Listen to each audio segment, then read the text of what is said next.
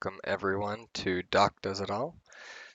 We are going to be making a workbench table. The thing that I love about woodworking is you need tools in order to make things. So the first tool that I'm going to make is a workbench. I also want to shout out to Third Coast Craftsman, who I stole a lot of the inspiration from. He kind of helped me decide on this table, so thank you. I'll put a link to your video down below. Well, I also wanted this workbench to be an outfeed table for a future saw stop. So I got the average saw stop measurements from online, and I'm hoping to build this outfeed table to those specs so that it can catch those. Little bit of slow motion to wet your whistle. So now you can see that this edge is super crisp and clean. So that's going to go towards the top. This edge I'm not going to worry about because it's going to be under the table. So here you can see I made a saw stop for my miter saw, so I could have all the legs the same size. Here's a slow motion of when the vacuum is turned on. Just a second, you'll see when the vacuum isn't turned on, you'll see how different it is.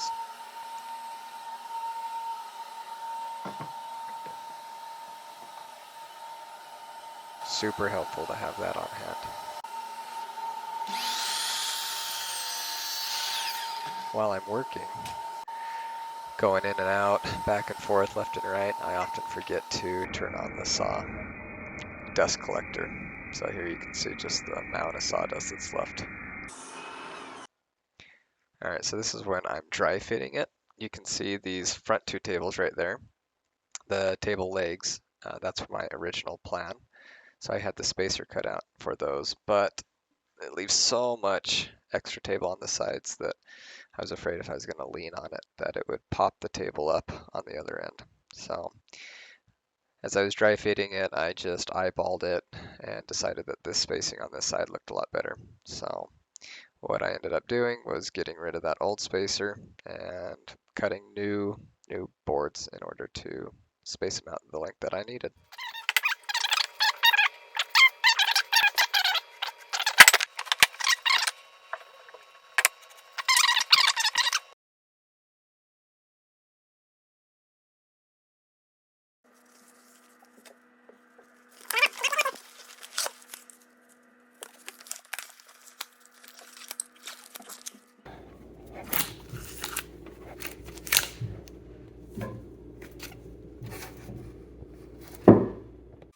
Just had a little bit of that ASMR for those folks of you that enjoy that type of thing.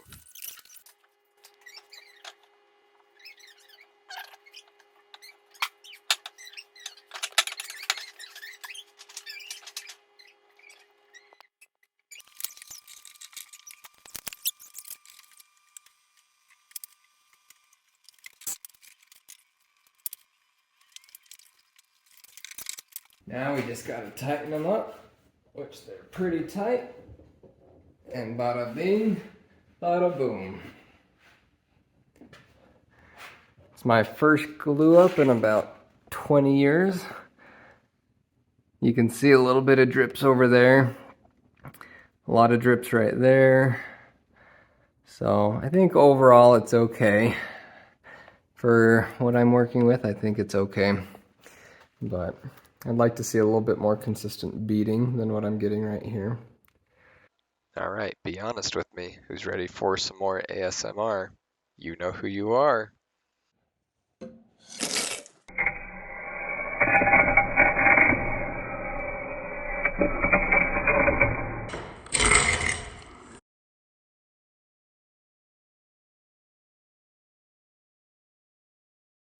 Well, if you look over here, all the tenons are flush, and so are the side 2x4s.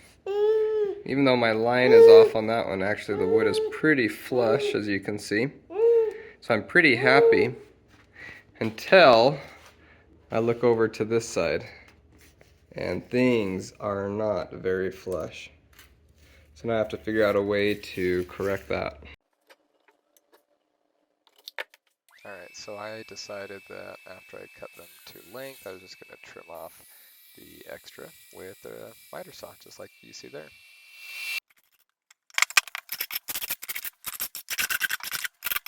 So we just got done planing these, so they're all the right thickness. They're nice and smooth. All it's going to need is just a little bit of sanding after this. Well, I debated on leaving my mistakes in or taking them out. I decided to leave most of my mistakes in, not necessarily try to crop them out for the editing purpose. I just want to show those of you who are new at woodworking that you don't have to be perfect. And I took woodworking in high school, basically learned everything I knew back then. I like to call myself a DIYer, but really I probably mess up more than my wife would like. So mistakes happen, they're made, and there's always a chance to fix them. And there's always a chance for a quick break.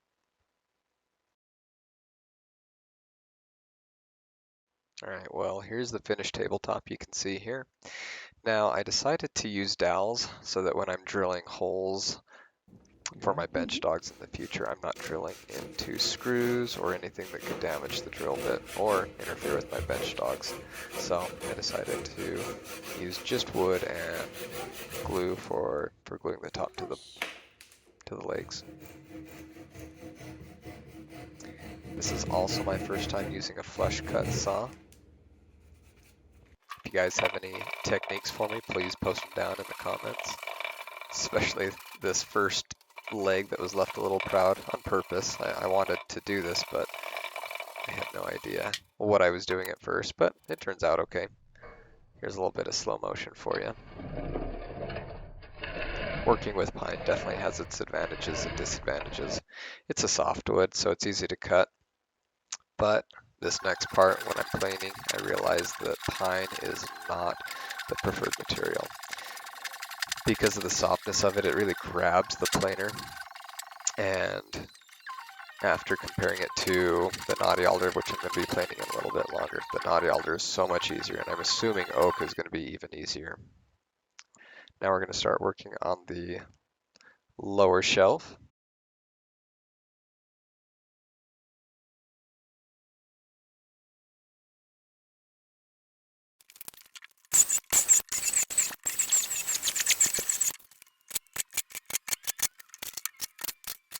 Well, here's the completed lower shelf. Turned out pretty good. Now I'm going to start working on the side curtain. This is what I'm going to use for planing.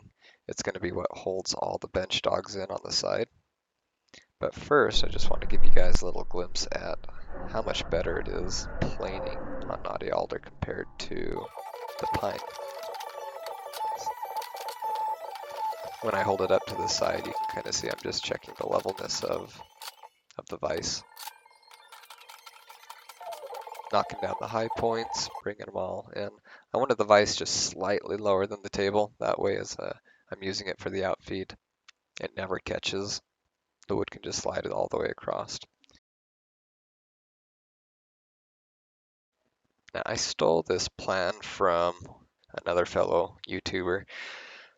I mean, I used all my own measurements, but I like this hook idea. So you can just put the bench dogs in the side and slide the piece of wood into the hook. That'll catch it, provide the counter pressure for you while you're trying to plane your projects.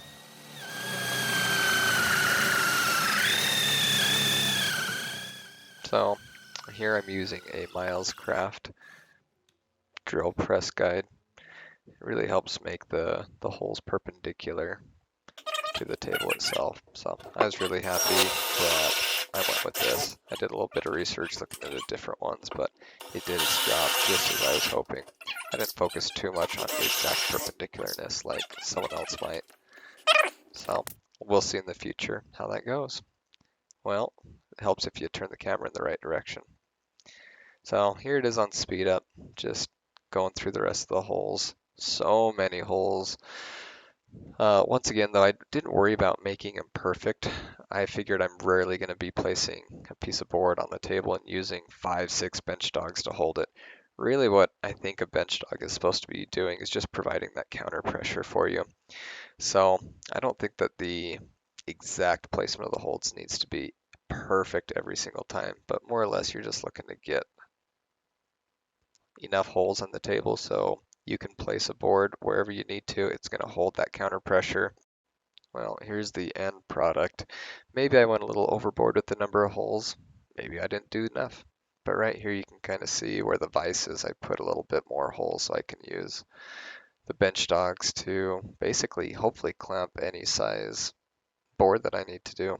So I've used the clamp once already and I've really enjoyed it. I got a quick release clamp and so far I'm happy with it. But man, they are pricey, and if you're looking at doing a clamp, prepare to spend a little bit more money than you were hoping for.